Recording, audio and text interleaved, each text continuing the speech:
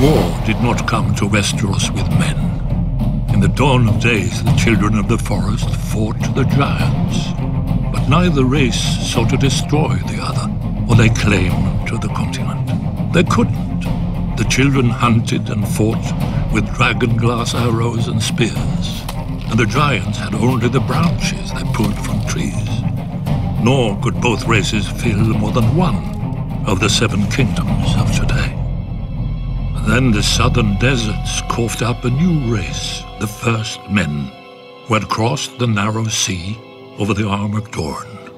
Unlike the children and giants, the first men lived in huts and villages and farmed the land to eat. And there were so many. As the numbers swelled, men needed ever more fields and timber. Of course, they saw that the great forests could provide both. When they cut into the deep woods, however, they stumbled on a strange sight. A white tree with red leaves and a face staring back at them. At first they were afraid, but the face never spoke, even when the axe bit into it. The first men didn't know what a weirwood was. They didn't know that a weirwood grows forever if left in peace, or that the native children believed their spirits went into it after death. The children had no letters or runes, all of the history, songs and prayers, only the trees remembered. When the children looked at the cleared fields, they saw not white stumps, but their ancestors now lost forever, with their bones stolen to line the invaders' walls. Driven mad by grief, the children attacked. The first men had never seen a weirwood, but the children had never seen bronze. Their dragon-glass arrows glanced off the first men's shields, and their armor of woven bark split beneath the first men's swords. As the war raged, the children resorted to the one advantage they had, the magic of their old gods.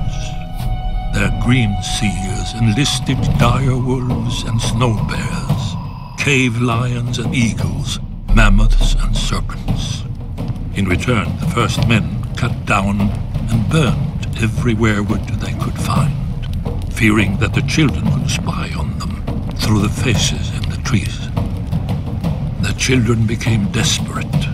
Their green seers called down the hammer of waters to break the Armored Dorn, destroying the bridge that men crossed into Westeros, and to flood the neck to contain men to the south. But the first men would not be stopped. Fearing extinction, the children combined their powers for one last spell that would save their people and their land from the invaders. By themselves, the children were too few to resist the onslaught. But if they could turn men's numbers against them?